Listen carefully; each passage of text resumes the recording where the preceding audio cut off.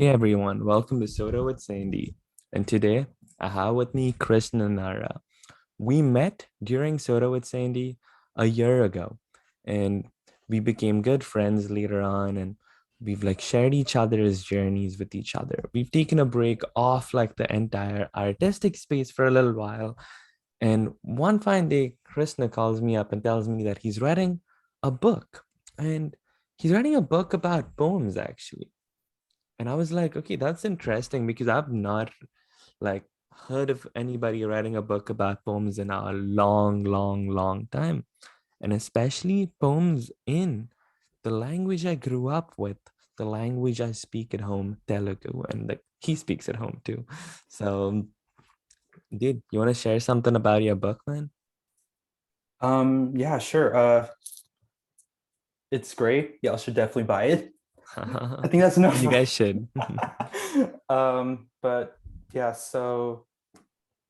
about my book, I guess, it was the putting it together itself was, yeah, I guess almost the time that we've known each other, I believe. I don't remember what year we met or what part of 2021 we met, We rather. met 2021 summer. I would say Summer, sometime July or something. July. Yeah, I think it was about, yeah, it might have been maybe yeah, maybe it might have been like around that time. I know that this it took almost a year or over a slash a little over a year to put together. I've never really I could probably find out the actual dates if I really wanted to dig back, but I've just never had the time nor the interest to do so. Um, uh, but yeah, so basically what I did was I took 50 Telugu words and I created something called anagram poems. So I guess and so what anagram poems are is you take the word and you take each letter of the word and each line begins with a letter of the word. So, if I take your name, Sandy, right? So The the S is first line would start with an S, the second line would start with an A, A. then N, Yeah. then D, and Y, so on and so forth. Mhm. Um, so yeah, that's what I did with our poems, and basically the first one would say something like this in Telugu means that, and then after that the poem would start for that word. And the main thing about it was the main reason I was inspired was so I've actually grown up. I mean, I've watched a lot of spoken word artists throughout high school and college, and I even do spoken word myself. And I've always come across a lot of, and this is just something about Houston that makes it special. It's a very diverse city. So we have a lot of people from various backgrounds. So I've seen a lot of poets take their own languages and merge it into their poetry work. So like I remember I saw this one poet, she's Chinese American, and she would start merging Mandarin into her language, into her poems. That's So interesting, man. yeah, so I had another friend who was Filipino, and she would I remember she would take the opening set line of the poem was a phrase in Tagalog, or like two lines in Tagalog, but it was translating the US pledge. And then the entire poem was about her family's journey in America, and she's a dreamer. So and this was around the time that there was immigration was a very tense thing, with Trump running for president and then eventually becoming president, and this state of uncertainty for her citizenship, and things like that. And I've even seen this happen in this one group, and this one poet used Tamil even also. But for some reason, I wasn't seeing much of that in Telugu. And I was always wondering how can I make it work. And then one fine day, this You I got started that. when I was playing around. This happened. Dude, honestly, I loved the book and I actually haven't read something in a long, long time. I haven't read any books to be honest, but when I got to your thing, it just flowed very naturally.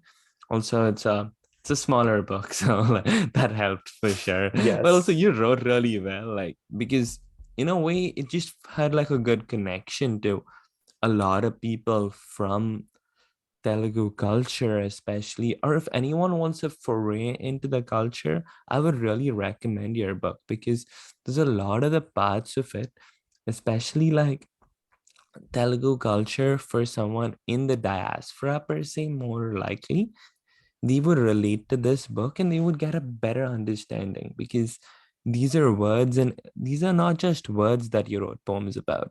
You didn't write a poem about the word Sandy. You wrote poems about like actual things that have meaning to a lot of people in the Telugu community, especially like words that have like meaning, which in a way could be used as an emotion per se.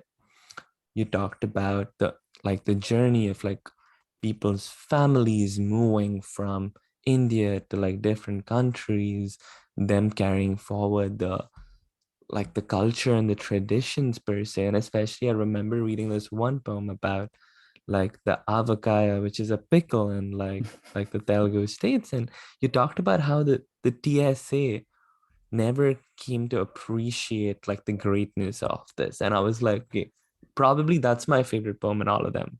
Like just because of that one. And I'm like, okay, that stuff's like so legit because I think most of us have experienced that in some form of fashion.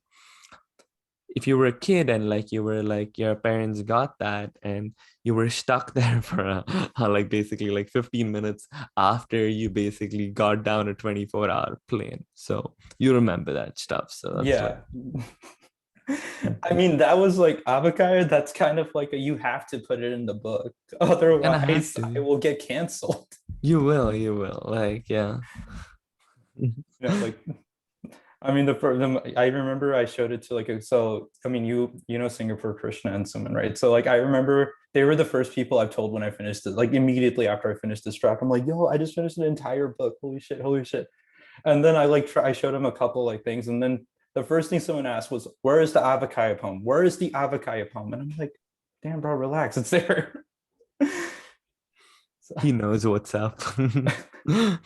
I mean, no, I'm just sitting here like, thank God I included that. Like, I know some like I mean, just like I can already like feel the wrath of like so many other people being like, "Where's the avocado? Where's the gongura?" You know, like you Yeah, have no, to put those in. those are really big parts of the culture, right? The food's a big part of the culture. So that's definitely a thing. And I love the things about like the grandparents section was another thing that I really liked as well. Yeah. Like the people who did your illustrations, man, honestly, major props, dude. Like that stuff like came out really well. I mean, I actually have to thank Telugu traits for that because that's actually where I found my illustrator. And then my graphic artist was her childhood friend. Really? That's cool. Yeah, That's cool. yeah. So, you know, thank you, subtle Telugu traits. So shout out Anant Meperla. Thank you, Anand, for putting this group together. Yeah, man. And yeah, like I was one of the first five people to join that group. It started off in a library at ASU. Oh, nice, nice. It was like Anant, like basically like one of his like two of his roommates, and then uh they sent out an invite, and I was like, okay, well, this looks interesting. And suddenly, like 3 days later, there were like five or six of us in the starting. I added like some of my friends who were there at ASU with Telugu. Suddenly, without knowing it, there's like 20,000 people.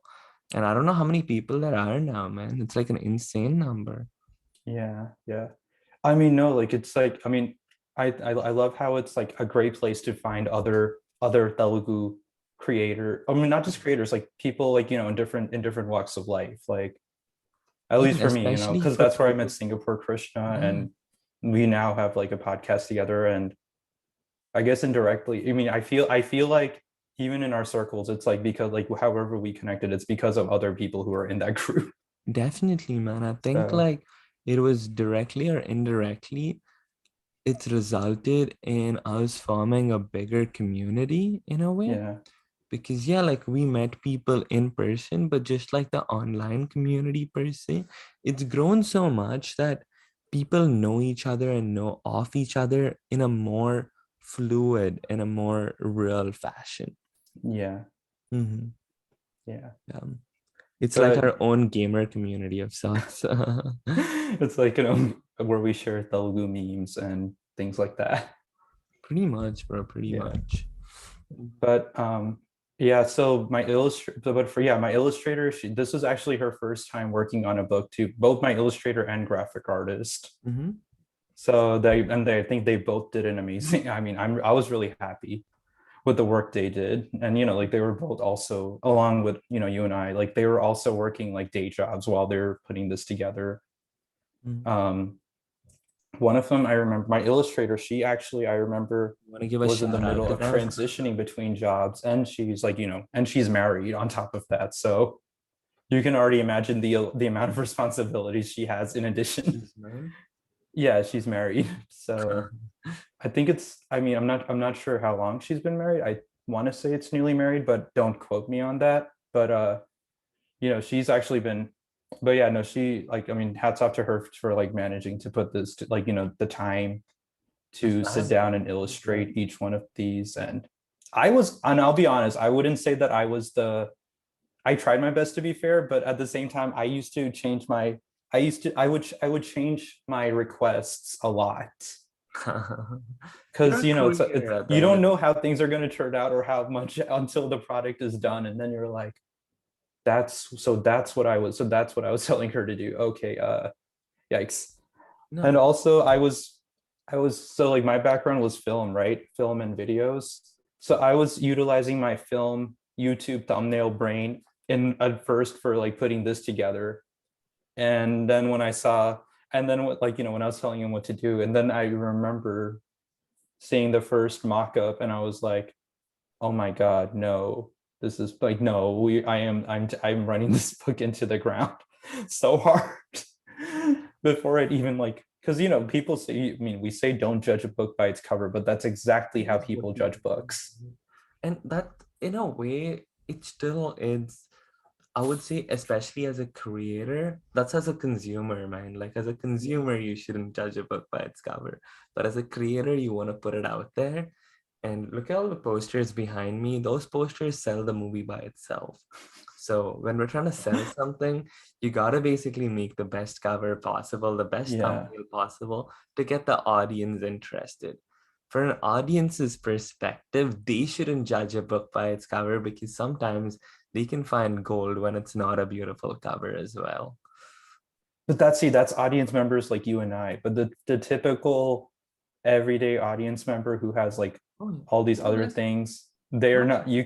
I mean, we can say that they shouldn't, but at the end of the day, oh, no, they're no, going to but they still decide. will. They still will because Yeah, even when I'm going through an HBO catalog or something like that, whatever poster seems the most appealing to me, I would give that a better chance over something else because there's just such a big array of options out there for a consumer, right, right? Why should they choose a product that right. someone else puts out? You got to give them something for that. So, Yeah, absolutely. And yeah, but yeah, so I mean, I commend them both. They both worked very tirelessly to put this. I mean, I might even say they worked hard. I might even go as far as to say they worked harder than me in some cases.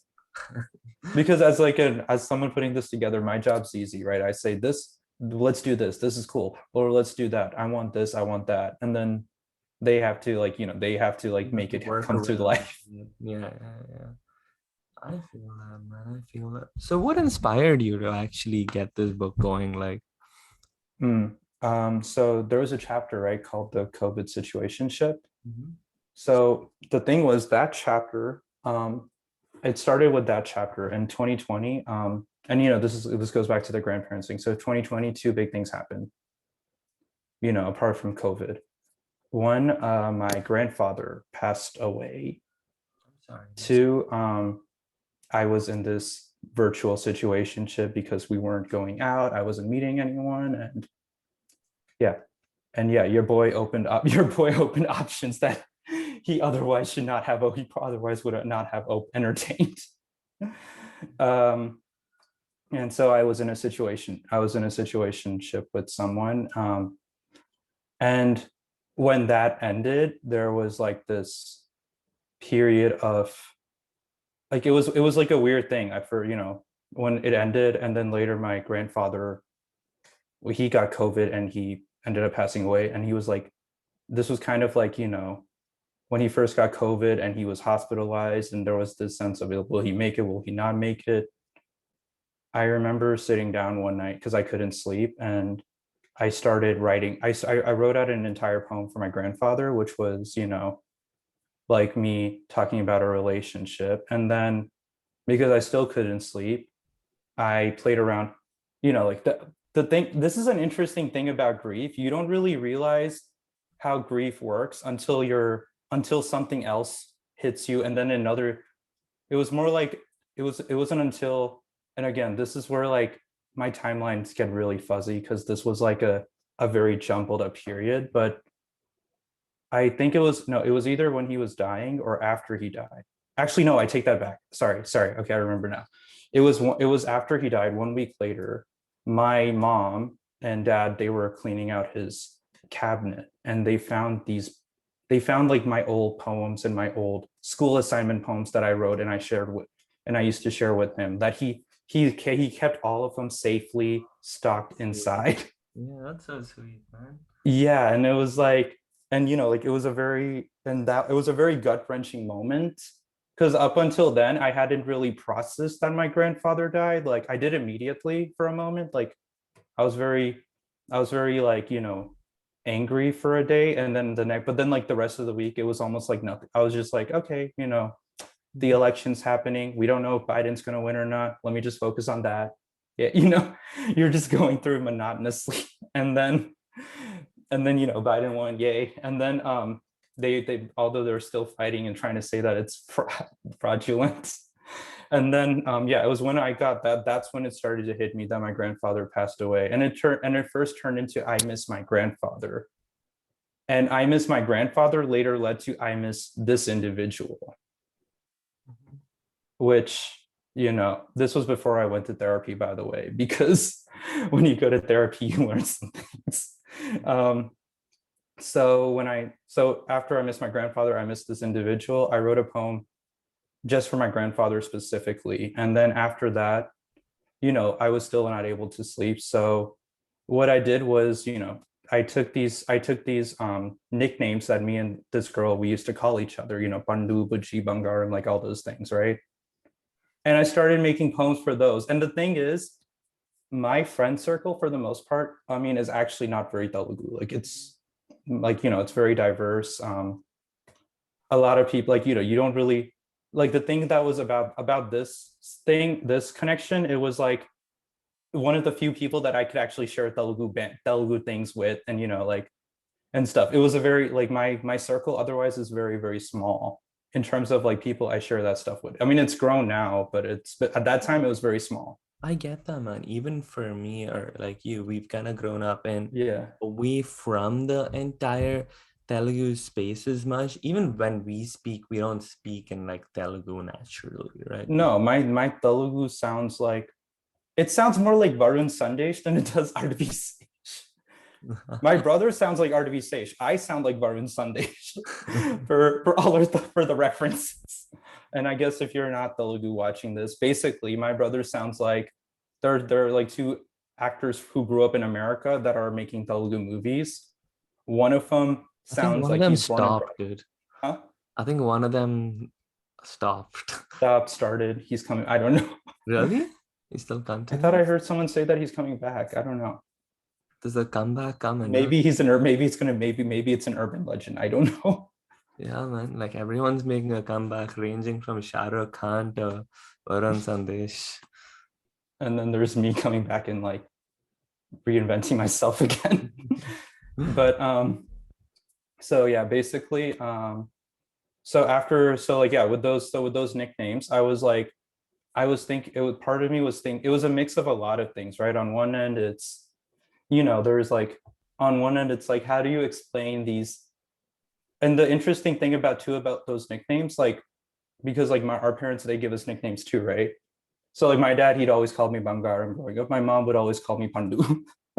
So it was also this weird triggering thing because it's like when my parents would say that, I used to always like remember this person because it's like I was talking to them for like a whole 6 months on end, you know. So there was like this the period of like me just trying to like process my emotions that I wrote those poems with the, you know, that entire section and the 2021. Now the only difference is like I don't know if you remember the line of the 2020 poem, the ending line. The ending line I changed, but like at that time it ended like I wrote a completely different ending Mhm. because again, this was before I went to therapy. This was before I processed my emotions, and this was Yeah. before I was like, you know, it's whatever. And as a creator, you're bound to change things according to what your present moment is. So, Yeah, exactly. I would say I kept most of it because I felt like, you know, for the storytelling aspect, it was important that like, you know, we got a good snapshot of where my state of mind was at that frame. So you can see the evolution through mhm. or whatever evolution I hope I, you know, showed throughout the book. Um, and you know, at that time I wrote that poem, I put it away, not, you know, I just moved on with I tried moving on with my life and other things. Then 2021, we had an open mic night, or we like poetry slam. The poetry slam I normally go to, they started opening up in person again. Nice, nice. I think I saw So your Instagram stuff regarding that. So, yeah. yes. So when I went to perform, this by the way, I performed first poem I performed was the one about my grandfather. That one did that one did well. And then after that, the next time I came, I tried this poem out. Like I hadn't written any poems other than these two the entire year. Mhm. So the entire 2020, those were the only two poems I wrote, like, or in this case, section, you know. So when I did that, so I performed. So when I did that, that's when one of our more seasoned poets, so this one was interesting because it's not a performance piece, it's a you read it piece. Mhm. So it didn't exact. So I'm sitting here like, yeah, they probably it didn't. I don't know if how it performed. You know, it's a supportive community. They'll you know they're supportive. They're nice. They're clapping. They're cheering. But I don't think I did as well. And then one of the other like, you know, more seasoned poets, he comes up to me and he's like, I really like. So he came across the Pandu and Pulihora, Mhm. and he's like, I really like how you used food to describe this girl. And I'm like, what? And then later I was like, oh yeah, those were okay. Like, you know, I was doing this thing. And then he's like, can I see do you mind if I see the page? So he takes a look at it. And he was impressed by the anagram aspect of it. And he's like, that's, you know, that's really impressive. You know, like that's actually really hard to do. Wow, how'd you like, you know, I'm like, really? That took me like an hour, like one, just like at most. That was the pretty much like when I first started reading it, I think that was one of the things that got me like completing the thing in one go as well. The anagram aspect was a very interesting choice and a great choice. Thank you. Yeah.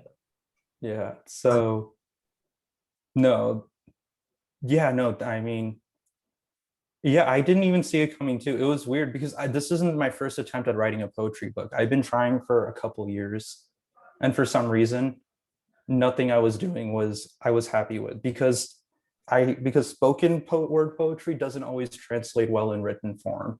mhm. There are pieces that do real that you can interchange, but a lot of my work was more performance on stage. You're an actor, right? At the end of the Yeah. day.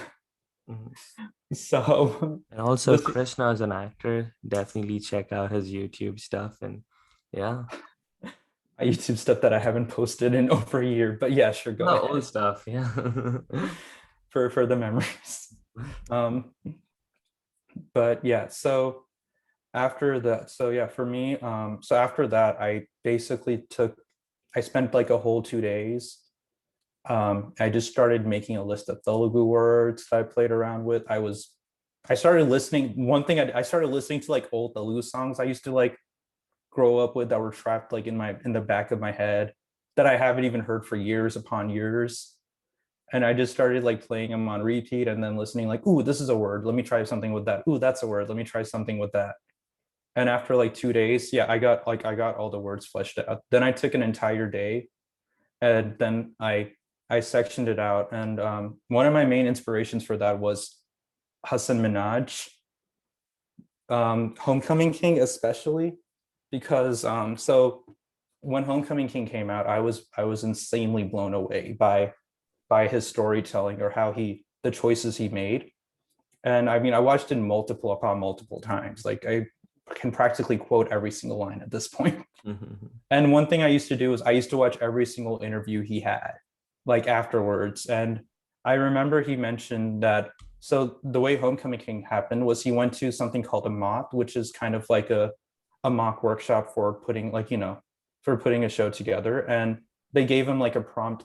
And then so he told the story about, and in that prompt, the Bethany Reed um story came out, and that got fleshed. And if you watch the show, everything, I mean, Revolves everything around. after is something that was in, like, that was fed on by Bethany Reed's arc. But then there, before that, he has this small portion, which is him and his dad having a daughter in India when his mom, not like when his mom was finishing up college, Mhm. and he finds out he has a sister, like, Sister suddenly. coming down the Home Depot run. Yeah, yeah, exactly.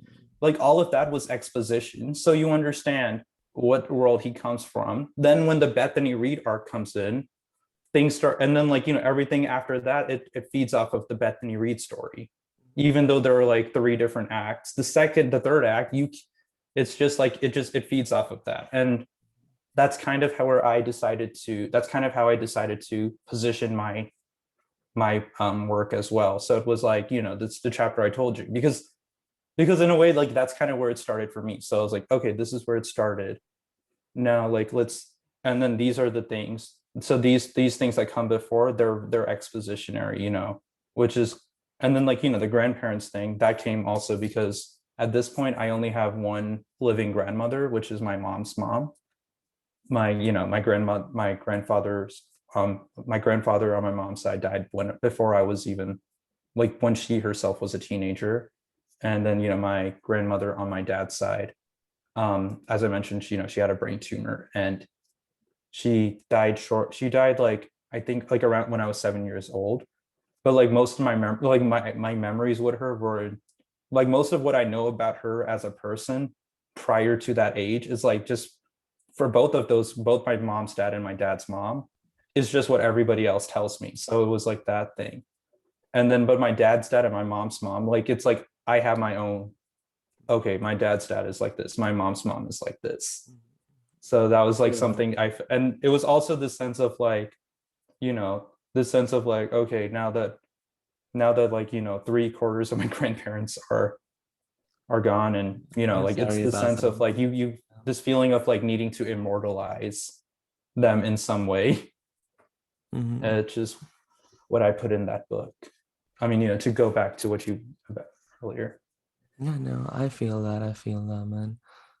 Um, so yeah, like that's actually really like a good thing of like a solid reason, because every artist really needs a solid reason to why they actually are doing something, and that shows itself in the book. It's like you have such a solid reasoning and such a solid like motivation. Actually, motivation is what I was thinking for.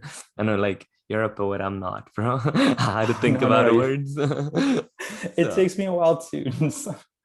so like the motivation right there was very solid and very very like good, and that's the reason it came out the way it did. So I need to ask you this, right? Sure. So why would you recommend? So because this podcast, in a way, it's kind of like a way of, I wouldn't even call it an ad, because an ad is a way where you basically are selling audience something.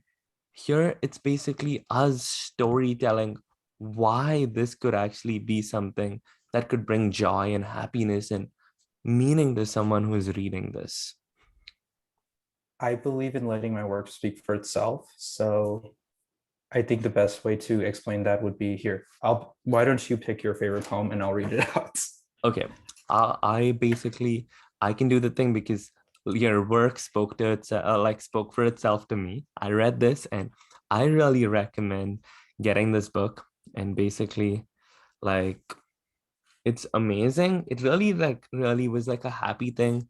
It always like after most of the poems, I had like a smile on my face, and gave me like a really like peaceful end to the day when I read this book. And I know like we all need that in today's world. And in a way, if you're not even familiar with Telugu culture, it's in a way like a really big part of the world's economic part of it too right now with Silicon Yeah. Valley. There's a lot of people that come down from there. So even if you don't understand, and if you just want to understand it from the point of like financial economic like parts of it, And still would not to recommend mention it how just Hollywood is really having a moment right now. like not even gonna lie, right? Because it is true, because everyone, a lot of these people, like the Microsoft CEO is like a Telugu dude, right? Mhm. Like, and it's if some, and a lot of Silicon Valley folk are coming down from there, and like striking the right chord and understanding the culture can help with that for sure. Oh, yeah. And not keeping all that aside, as in a personally also like it would be really like fun and like nice to know that. And if you're actually from the community, or if you're from other parts of India or anything like that as well, your family like has origin somewhere over there, it still kind of like has some memory flows and leads to some like cool memories that prop up about your own life. Relatability is a big factor in the book as well. So Oh, I'm and glad you found it relatable. Yeah. the Avkai thing is my favorite poem. So you can read that. All Name, right. like name Avocado your it book and is. tell people where they can find it to buy it, my man. Sure. All right. One sec.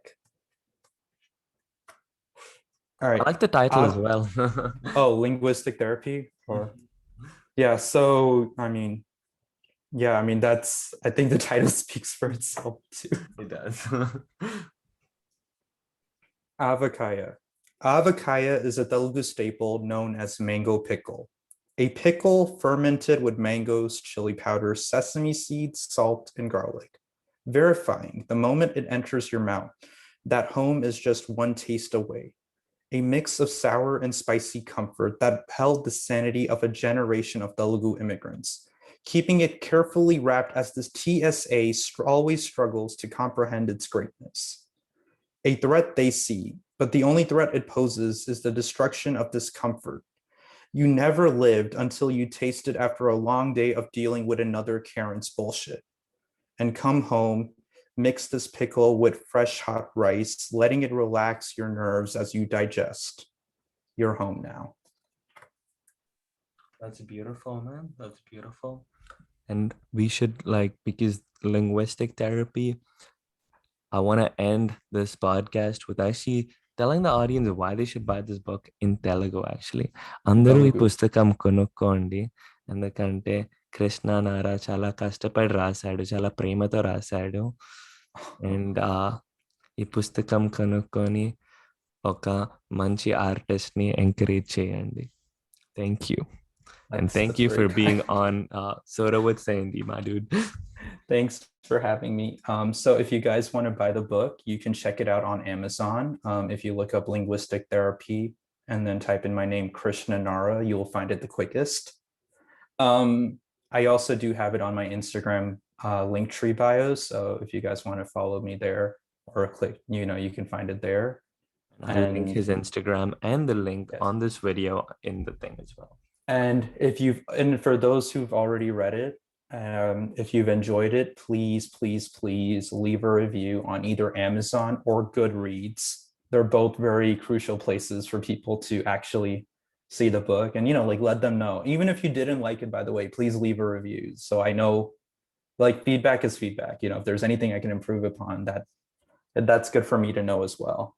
And yeah, I hope you guys enjoy the book and definitely looking forward to hearing everyone's thoughts. Sure, man. Hopefully, like you liked the podcast as well and like the interaction between me and Krishna. Do like follow his Instagram. It's not just an author, he also like makes film, and he has like some really cool projects coming out. I'll link his Instagram and his like YouTube as well as like the thing for the book in this like video, because this is gonna be on Spotify as well as YouTube. So Do check it out on either platform. Thank you so much. Thanks for having me, bro.